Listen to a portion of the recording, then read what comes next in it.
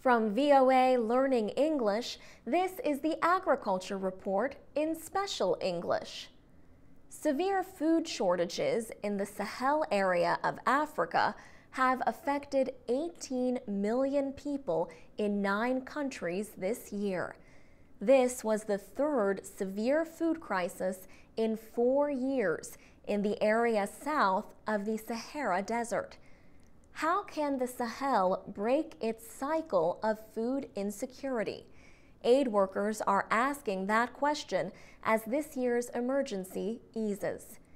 David Gressley is the United Nations Regional Humanitarian Coordinator for the Sahel. He says during a crisis, families eat just 1 or 2 meals a day. They take their children out of school, and they sell their animals and go into debt. These actions put them at greater risk in a future crisis. In fact, many of the families affected by this year's food crisis have yet to recover from earlier ones. Aid agencies sent food and emergency assistance. They supplied farmers with drought-resistant seeds, improved fertilizers, and medicines for livestock. Aid groups also worked to improve irrigation systems and grain storage. These measures dealt with short-term needs, but David Gressley says the work should not stop when the crisis eases. He says there is a need for targeted programs for these 18 million people.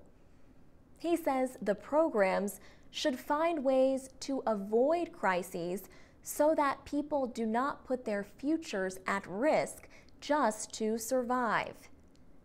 Aid groups say they are working to build the resilience of communities, to make them stronger during a crisis.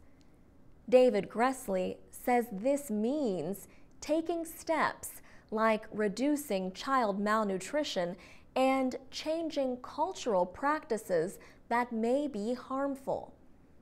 Building the resilience of poor people also means investing in food reserves and social protections like health care.